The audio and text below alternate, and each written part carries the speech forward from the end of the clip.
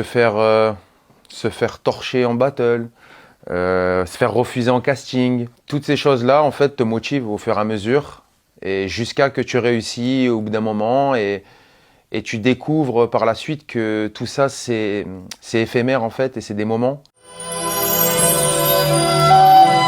Hello, je m'appelle Shamsedine Moussa, je viens de la Seine-sur-Mer, je suis danseur et mannequin. J'ai toujours aimé la danse quand j'étais petit parce que je faisais du foot en même temps. Et il y a une copine dans ma classe au lycée quand j'avais 15 ans, elle faisait du break. Et elle m'a dit, je connais quelqu'un qui s'appelle Adèle, qui fait des chorégraphies, qui fait de la danse debout et tout. Tu pourrais venir faire un essai. Ce qui m'avait motivé au début, c'était le film Step In. Voilà, après j'ai fait que ça et j'ai commencé par les chorégraphies hip-hop. Après, quand j'ai vu mon prof Adèle faire du pop, j'ai vu les contractions, les waves et tout. J'ai vu un truc de magique, tu vois. Et c'est ça que je me suis dit, c'est ça qu'il faut faire, quoi, tu vois. Genre, j'étais impressionné, c'était un truc magique. Et je me suis dit, ok, on arrête tout, faut que je pop. J'aime bien le charisme, la façon d'être et de jouer et de parler de Denzel Washington. J'aime bien la vie de Cristiano Ronaldo, parce que le gars, il boit pas, il s'entraîne tous les jours jusqu'à maintenant.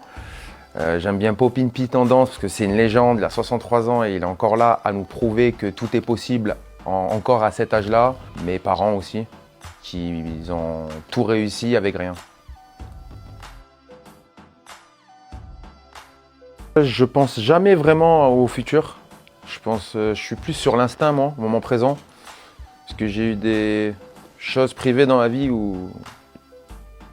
qui m'ont montré que je dois pas trop calculer ce qui se passe plus tard. Je vis plus le moment présent, mais si vraiment je me vois quelque part, c'est continuer à faire ce que j'aime, continuer à voyager, continuer à découvrir des cultures, continuer à partager, voilà. Pour moi, c'est l'essentiel. Ma plus grande fierté, c'est de rester moi-même. Je pense que les défaites qui te motivent le plus et qui te donnent la plus grande force, c'est quand tu fais des castings ou quand tu fais des présélections, ou quand tu fais peu importe dans la vie et qu'on te refuse. Je pense que c'est les échecs après échecs, se faire torcher en battle, se faire refuser en casting. Toutes ces choses-là, en fait, te motivent au fur et à mesure, et jusqu'à que tu réussis au bout d'un moment, et tu découvres par la suite que tout ça, c'est éphémère, en fait, et c'est des moments. Si tu le prends comme ça, je pense que tu peux que progresser. Si tu restes dans la haine, ben, ça ne marchera pas, je pense. Mais s'il y a vraiment quelque chose que je devrais changer, c'est... parce qu'à l'époque, nous, on n'avait pas les téléphones, on n'avait pas ces réflexions de maintenant, là, Instagram, tout ça. On n'avait pas les mêmes pensées. Si je fais ça, est-ce qu'il faut que je poste ou quoi? Je pense que l'erreur, c'est de croire que quand je gagne quelque chose ou quand je réussis une campagne, que ma vie, elle va décoller. Et que j'oublie que c'est éphémère et que le lendemain, une fois que j'ai posté ou une fois que je l'ai réussi, le lendemain, tu redeviens personne. Et c'est ça qui peut détruire plein de gens, tu vois, dans le business et dans plein de choses. Si tu oublies que tout ça, c'est que des moments maintenant, surtout avec les réseaux, tu peux vite sombrer. Ouais.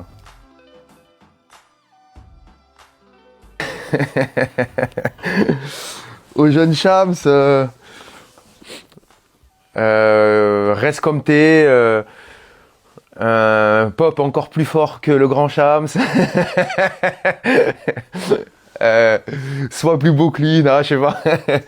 Non, je lui dirais de continuer à pas lâcher et de garder cette constance, en fait.